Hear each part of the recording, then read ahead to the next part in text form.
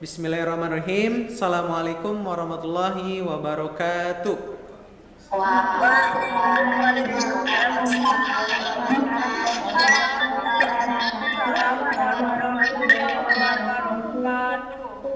Alhamdulillahirabbil alamin. Di kesempatan pada pagi hari ini, kita berjumpa kembali untuk pembukaan atau pening tema 7 yang bertemakan Abu Thalib. Di layar Bapak ini masih loading kameranya. Mungkin anak-anak silakan yang belum membuka kamera, pastikan kameranya dibuka. Insya Allah ini bagian dari penilaian kami agar kami bisa melihat kesiapan anak-anak, kesiapan kalian untuk memulai pembelajaran pada pagi hari ini. Yang belum siap, ya, Waalaikumsalam. Yang belum siap atau yang belum membuka kamera, nanti akan ada gilirannya ya, Pak Jumadi. Waalaikumsalam. Silakan yang baru bergabung. Nih Pak Jumadi nih, insya Allah Pak Jumadi kemarin sudah dapat reward nih, juara 1 untuk cerdas cermat siroh. Ya Alhamdulillah nih Pak Jumadi. Sudah tertulis Pak. Insya Allah. Nah hari ini kita akan memulai nih di tema ke-7 ini. Walaupun materi siroh kita bertahap dari mulai kemarin Bani Sa'ad dan seterusnya. Nah insya Allah secara materi pembelajaran nih Pak Jumadi, kita baik pembelajaran sains, baik pembelajaran matematika, sosial, bahasa dan lain sebagainya, kita mengambil ibroh dari tema Abu Thalib ini nih. Nah kira-kira nih Pak Jumadi, ada apa sih dalam pengasuhan Abu Thalib? Mungkin dari mulai awal juga ya, yang inti dari ibroh ini yang akan ada dari semua mata pelajaran nih Pak Jumadi. Mungkin sambil membuka kita. Ya, baik. Bismillahirrahmanirrahim. Alhamdulillah. Allahumma shalli ala Muhammad wa ala alihi wa ashabihi ajma'in. Ya, Magnum ya, Abu Thalib itu kalau dilihat dari pengasuhan Pak Irfan ya, ini mengasuh Nabi Muhammad itu paling lama ya. Yeah. Dari usia 8 tahun Nabi Muhammad ya, sampai Abu Thalibnya wafat. Wah, iya betul ya. Beda dengan Aminah ya. Beda dengan ibunda cuma 1 tahun. Kakeknya 2 tahun. 2 tahun. Nah, ini pamannya Abu Thalib itu dari 8 sampai Abu Thalib wafat. Nah, usia Nabi Muhammad ketika Abu Thalib wafat itu sekitar 50 tahunan lah. Berarti berapa tahun tuh Pak Irfan? Dari 8 ke 50 ya.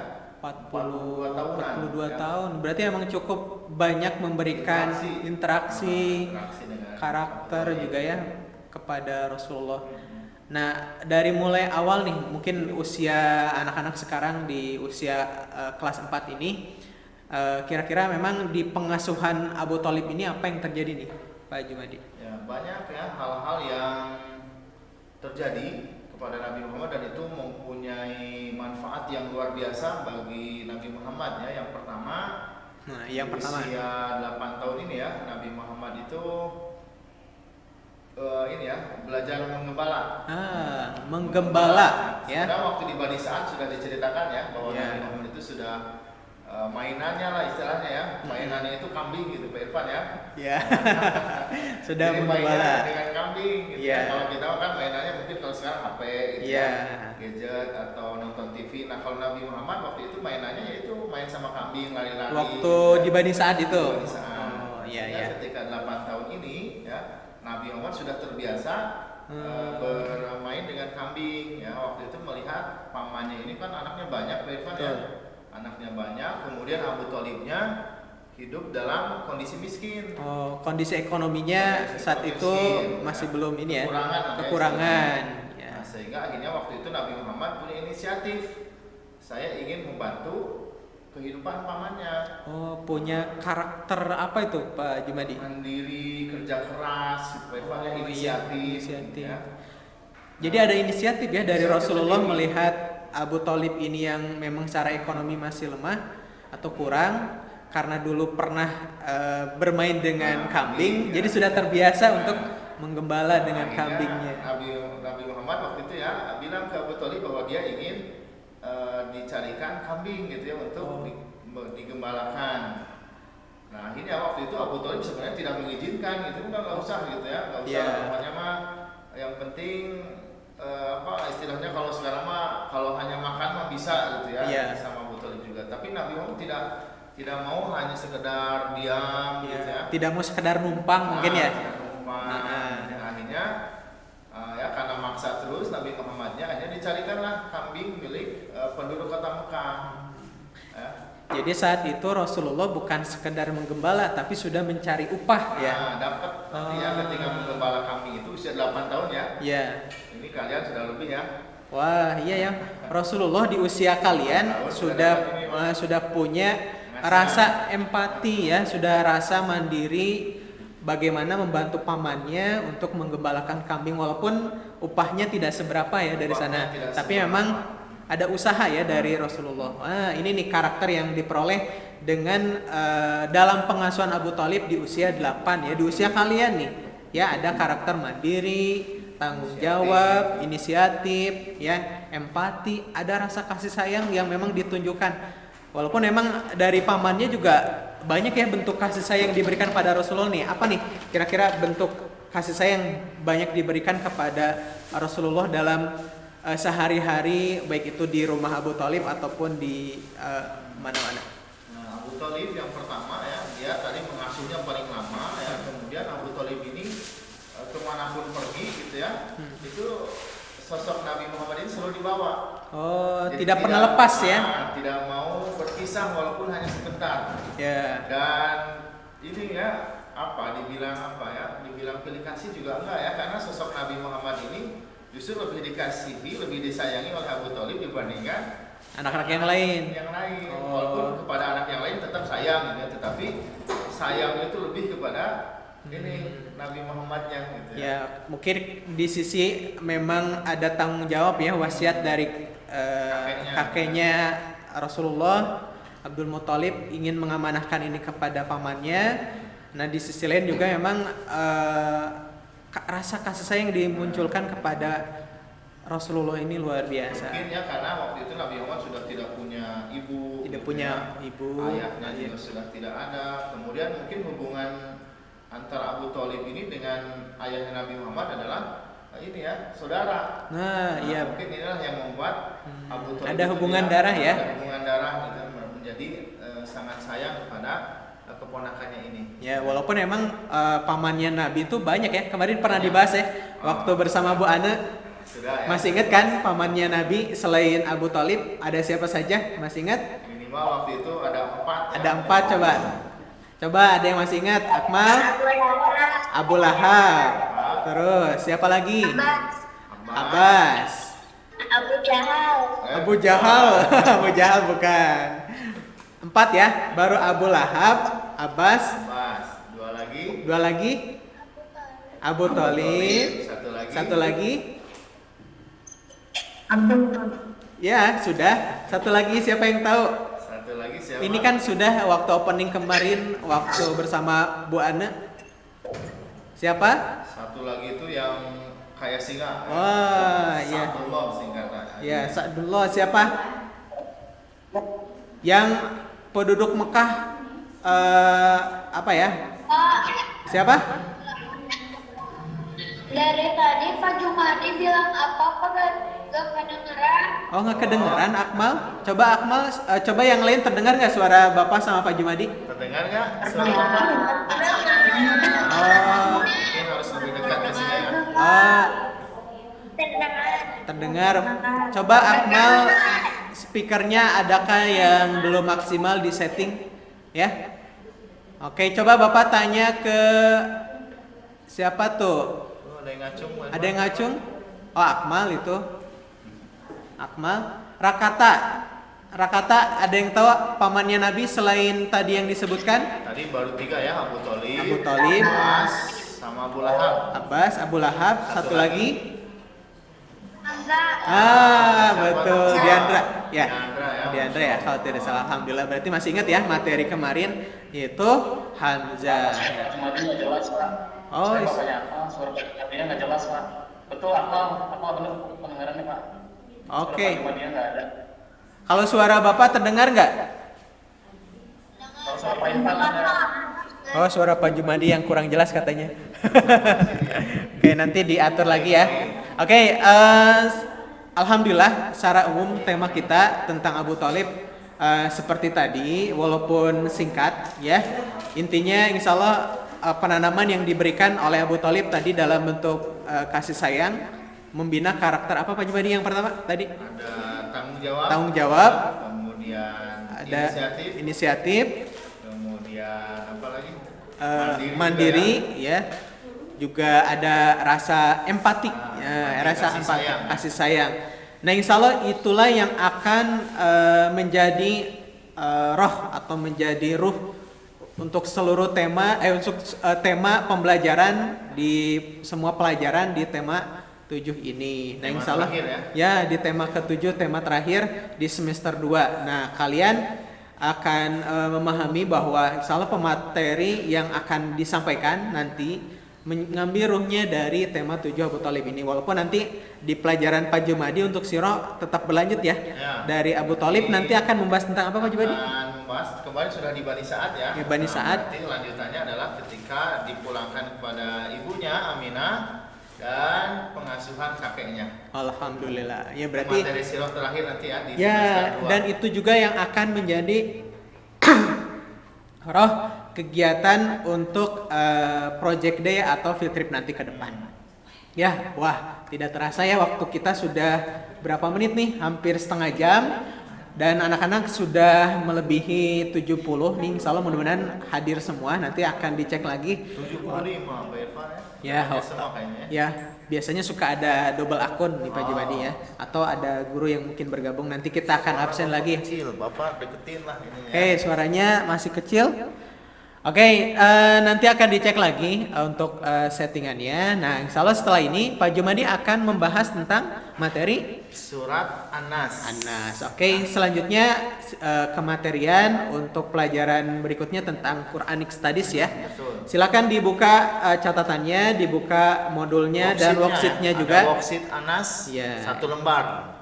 Insya Allah hari ini Pak Jumadi akan membahas materi tentang surat An-Nas. Sekian dulu dari Bapak. Untuk selanjutnya Bapak akan serahkan ke Pak Jumadi. Assalamualaikum warahmatullahi wabarakatuh. Silakan Pak Jumadi. Assalamualaikum warahmatullahi wabarakatuh. Ya, silakan.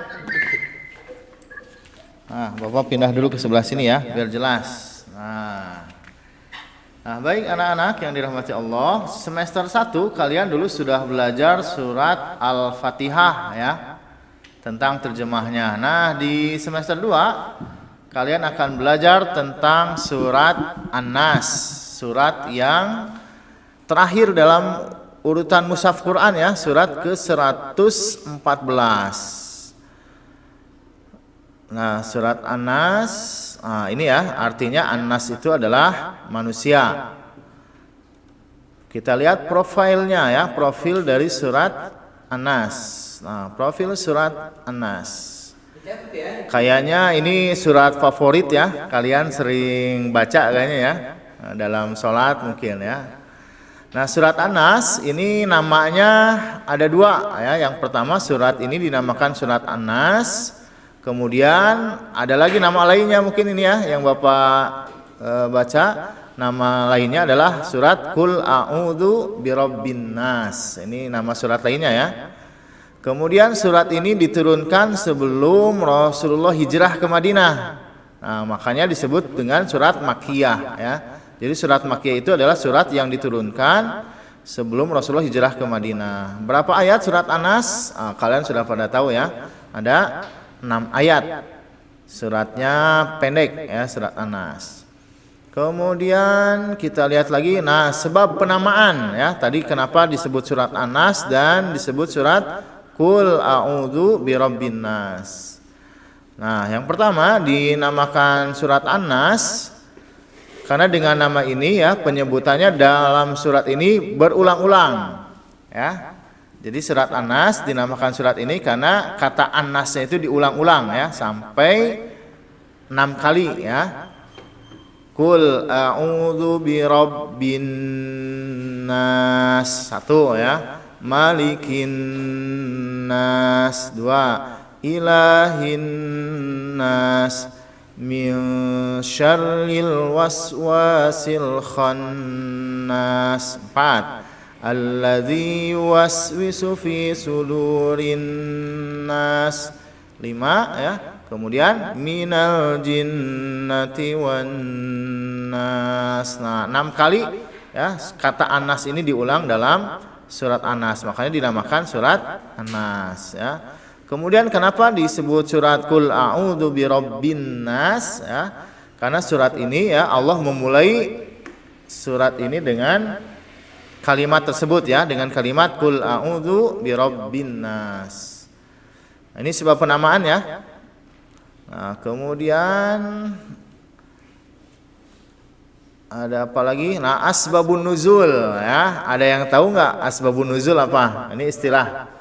Diistilahkan ya, harus tahu ya kalian ya. Ya, coba Ada yang tahu nggak asbabun nuzul apa?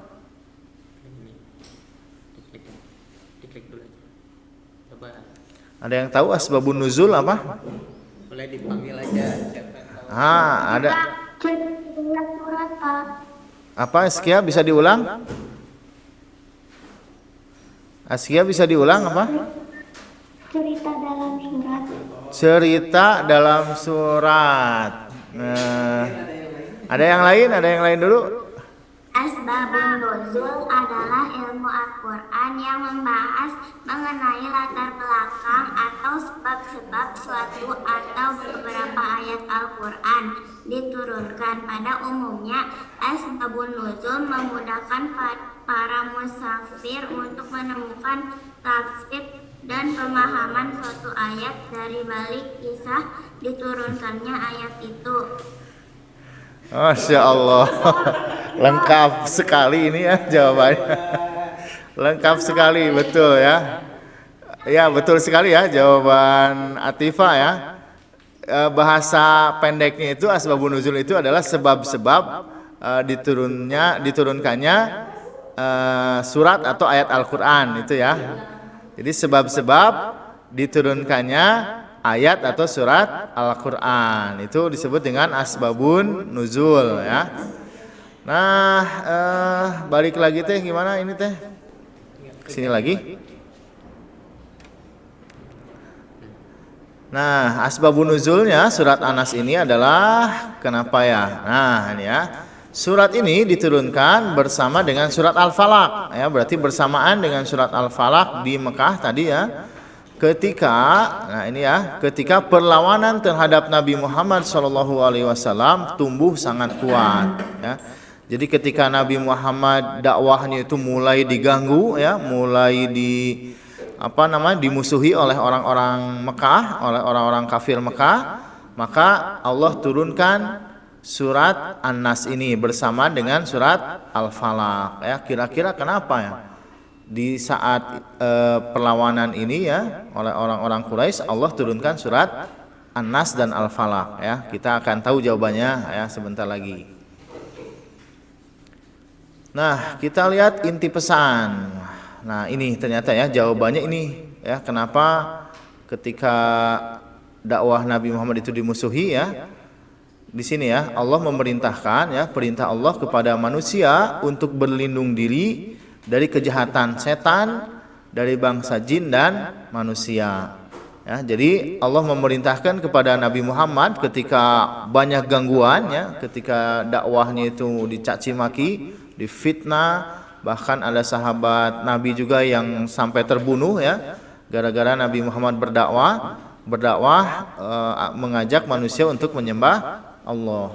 Nah, kemudian Allah turunkan dua surat ini ya, surat An-Nas dan Al-Falaq, agar manusia berlindung diri dari kejahatan setan, dari bangsa jin dan manusia ya. Jadi ingat anak-anak bahwa setan, yang namanya setan itu berasal dari dua golongan ya. Di ayat ke-6 surat An-Nas, minal jinnati wan nas, bahwa setan itu adalah dari bangsa jin dan manusia ya. Kalau dari bangsa jin, setan itu hanya bisa membisik-bisikan gitu ya.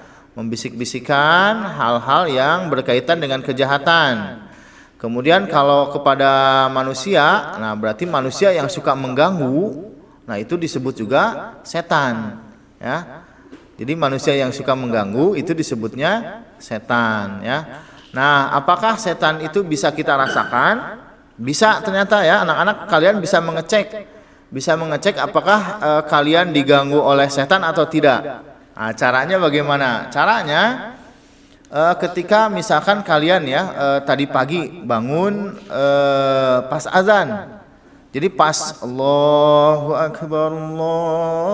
Akbar subuh, azan subuh terdengar. Ya. Allahu Akbar, Allahu Akbar, terdengar azan subuh, tetapi ya ada bisikan, entarlah 5 menit lagi gitu ya. Entarlah 5 menit lagi, entarlah belum qomat. Ya, entarlah meluruskan punggung dulu ya. Tiba-tiba apa yang terjadi? Bablas ya, jam 5:30 tiba-tiba baru bangun ya, padahal niatnya tadi kan mau 5 menit gitu ya, 5 menit dulu gitu ya, tapi ternyata bablas sampai jam 5:30 atau menjadi sholat subuhnya jadi kesiangan. Nah, itu tanda bahwa kalian ya di sekeliling kalian ada yang namanya bisikan-bisikan ya dari bangsa jin, yaitu setan itu ya. Jadi itu ya cara mendeteksi ada atau tidak setan dalam diri kita. Nah, kemudian selanjutnya, nah ini ya belajar dari surat An-Nas. Kira-kira pelajaran apa yang bisa kita dapatkan dari surat An-Nas?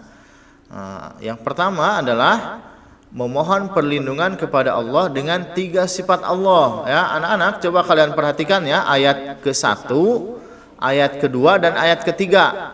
Di situ ada 3 sifat Allah. Ya. Allah di situ berfirman ya, Qul a'udzu birabbin nas. Katakanlah yang pertama adalah Allah itu Tuhan manusia. Kemudian di ayat kedua Malikin nas, Allah itu raja manusia. Ilahin nas, Allah itu sembahan manusia. Jadi di sini ya kita berlindung kepada Allah dengan 3 sifat Allah. Ya, 3 sifat Allah ya, Tuhan manusia, raja manusia, dan juga sembahan manusia. Berlindungnya dari apa? Ternyata ini berlindungnya hanya dari 1 keburukan saja, yaitu kejahatan bisikan syaitan. Ya, jadi berlindung dari kejahatan bisikan syaitan ya. Hal ini karena, nah ini anak-anak tolong ya, ini coba kalian pahami ya, ini terusannya. Hal ini karena musibah dalam perkara dunia itu kecil walaupun banyak.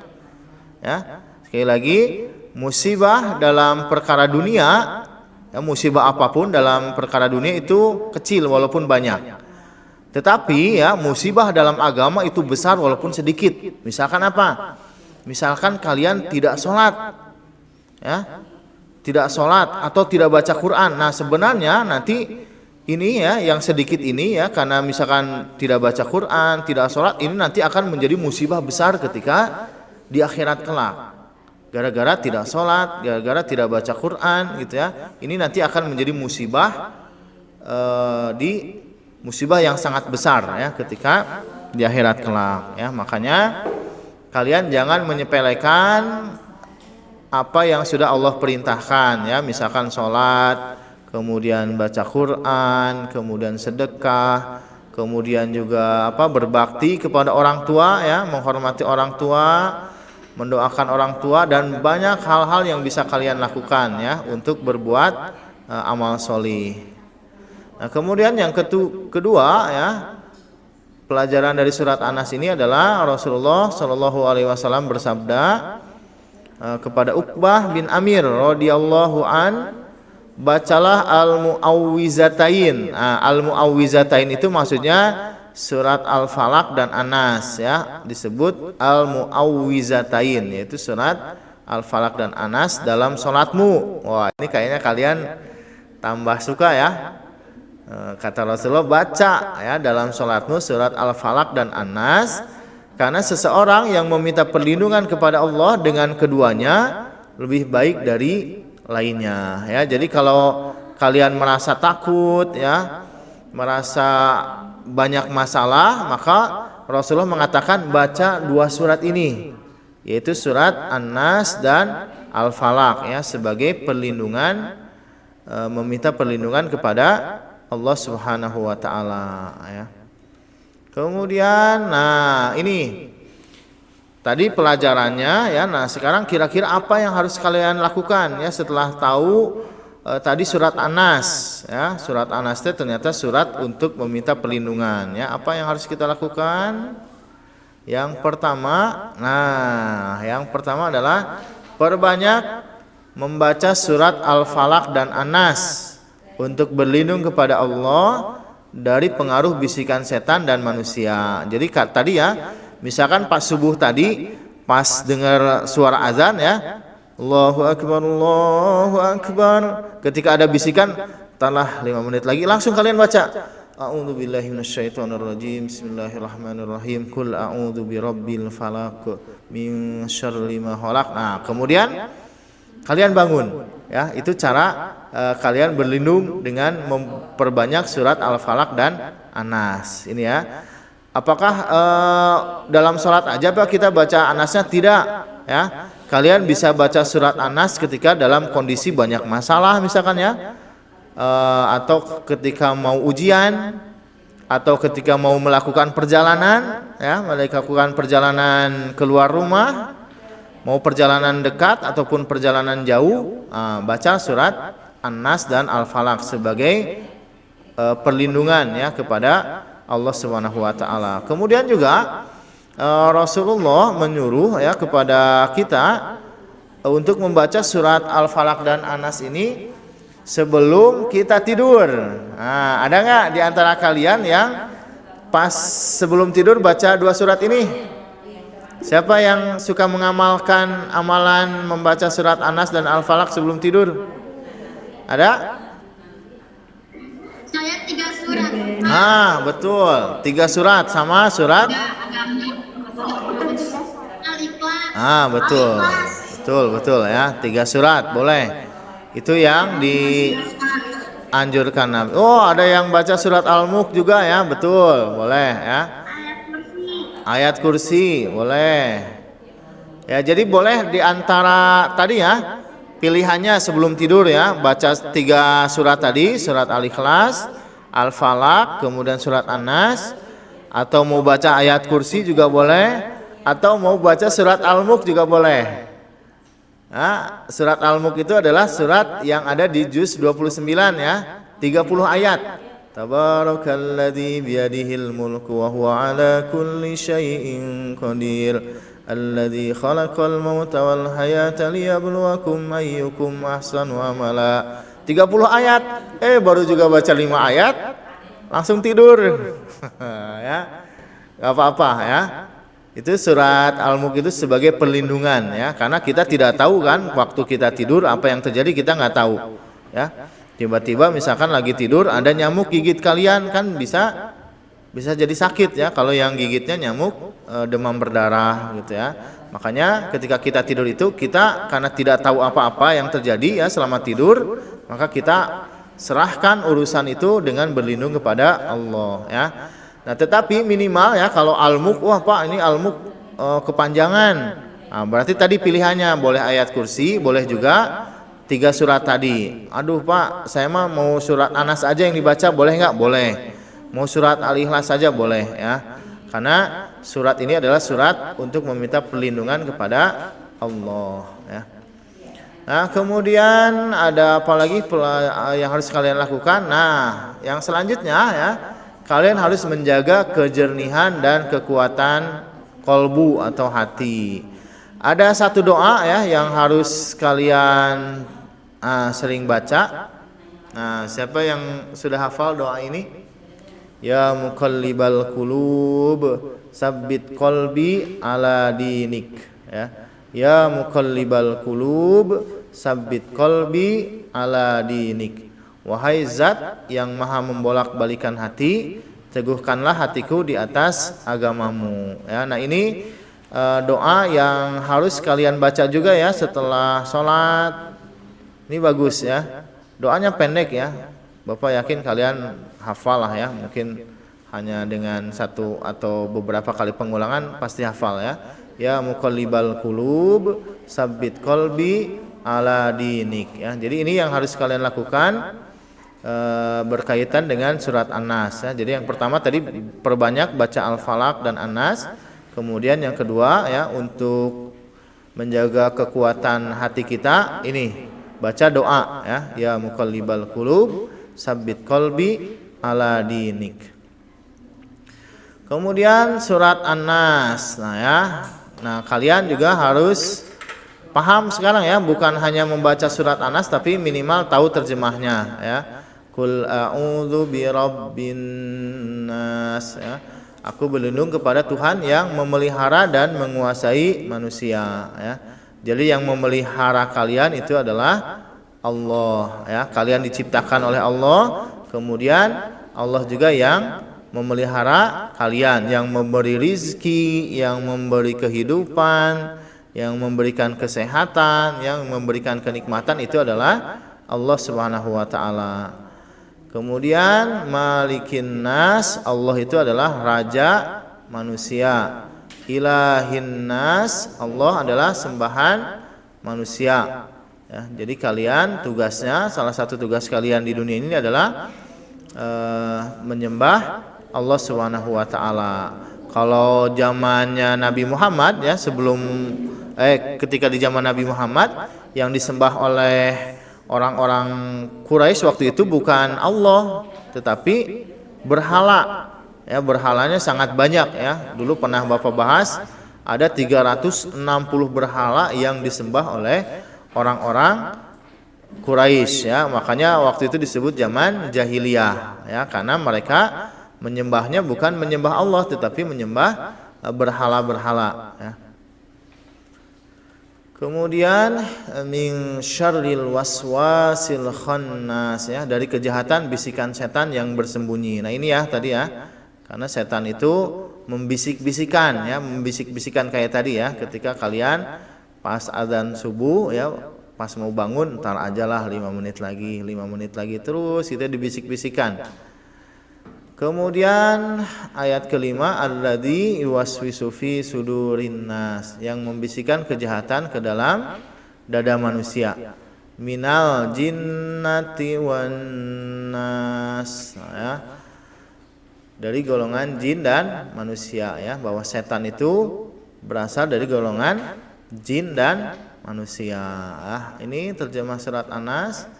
Kemudian, nah ini ada sebuah pertanyaan. Siapa yang bisa jawab? Nah, kenapa kata An-Nas diulang sampai 6 kali? Boleh jawab yang tahu.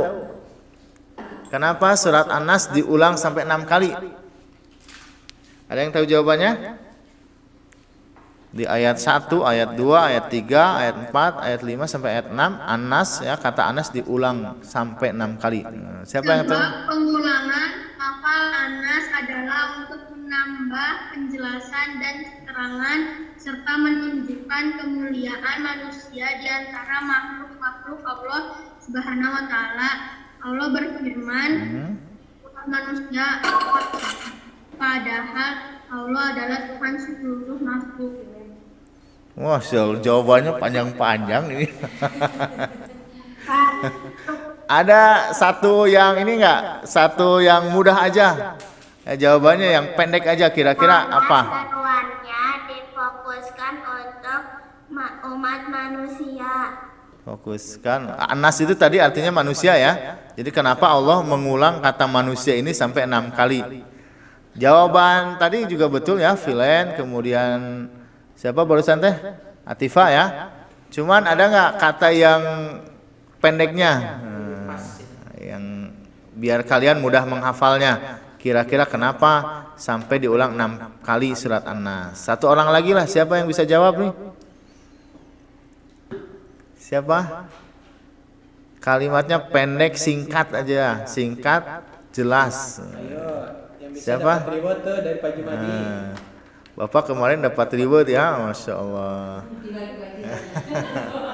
Kemarin anak-anak jadi kan di sekolah itu ada ini ya, Isra dan Mi'raj ya, peringatan. Nah itu ada lomba kayak ranking 1 Sirah Nabawiyah. Alhamdulillah ya, atas izin Allah Bapak dapat juara pertama.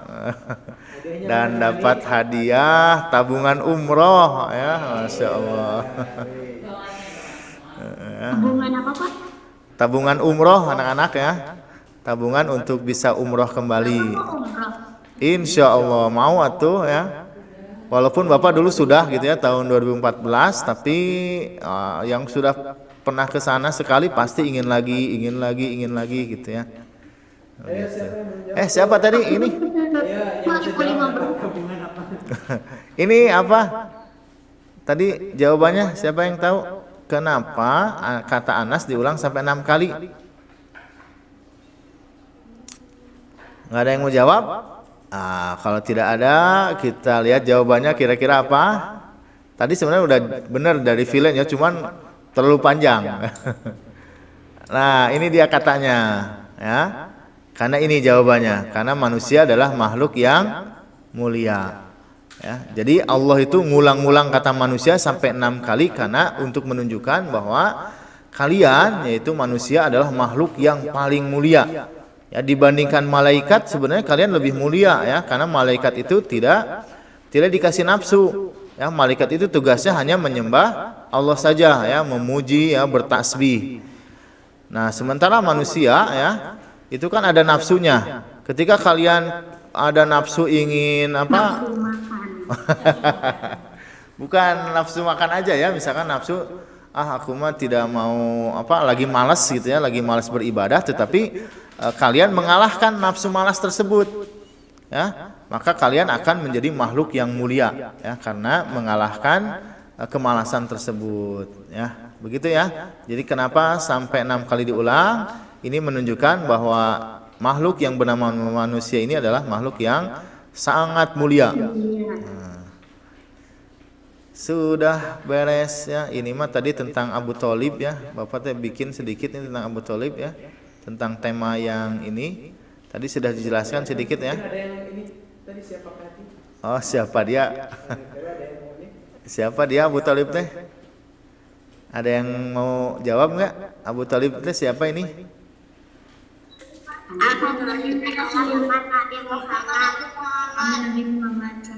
Paman ya, pamannya. Kemudian apa lagi?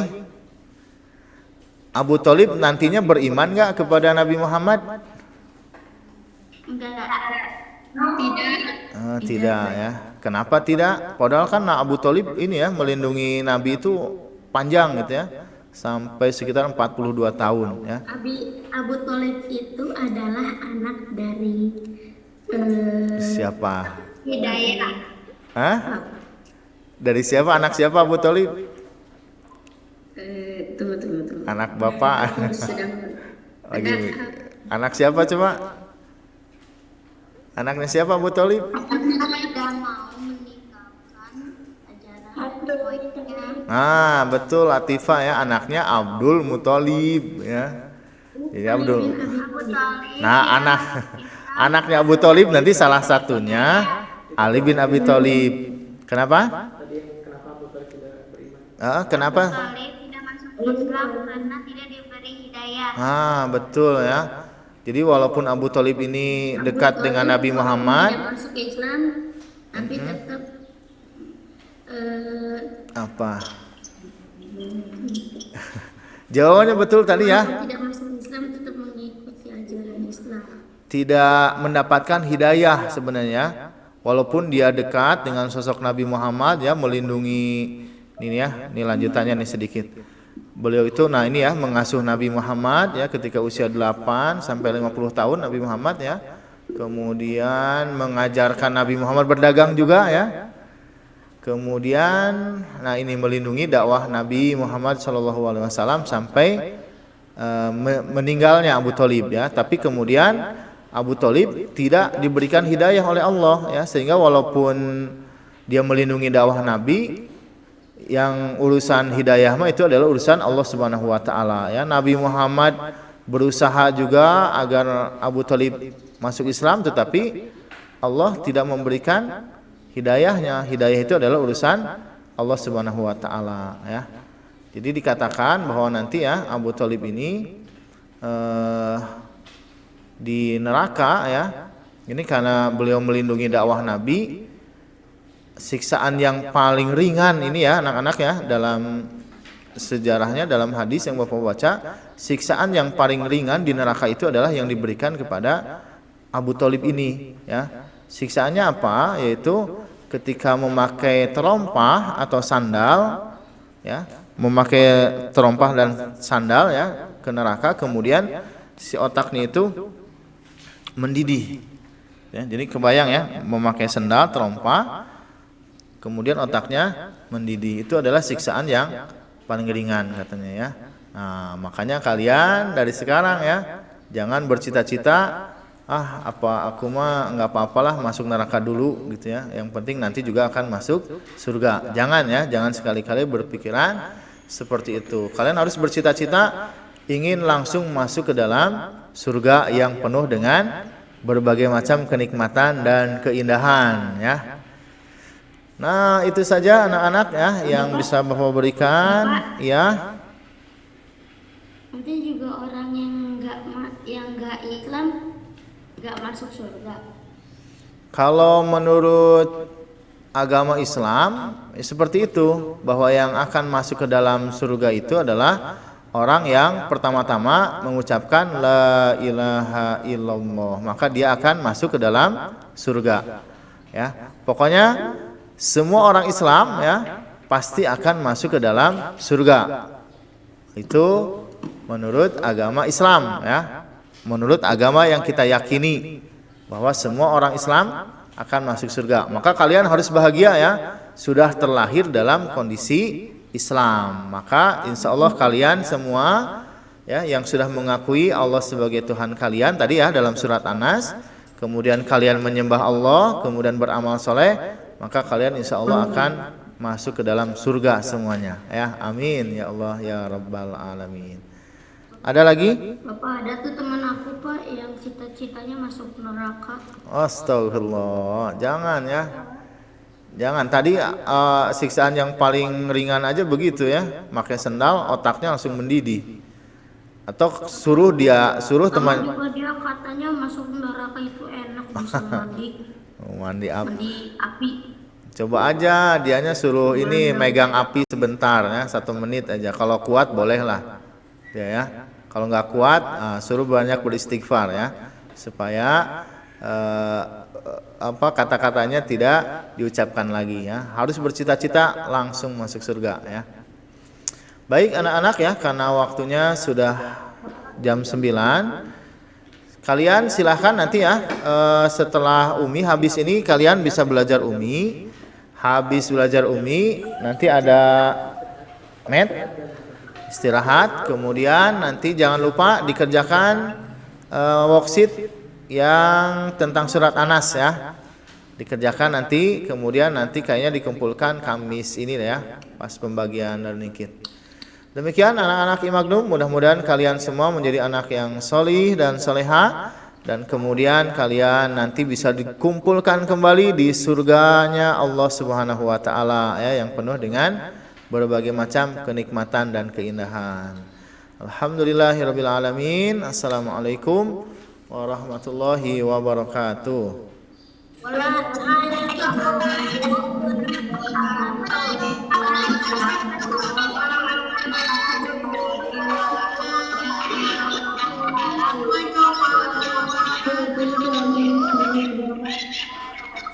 Pada keluar ya. Ya, silakan langsung Waalaikumsalam. Langsung menuju kelompok uminya masing-masing ya. Bisa langsung live dari grup ini. Kemudian langsung masuk ke kelompok uminya masing-masing. Waalaikumsalam. Assalamualaikum. Waalaikumsalam.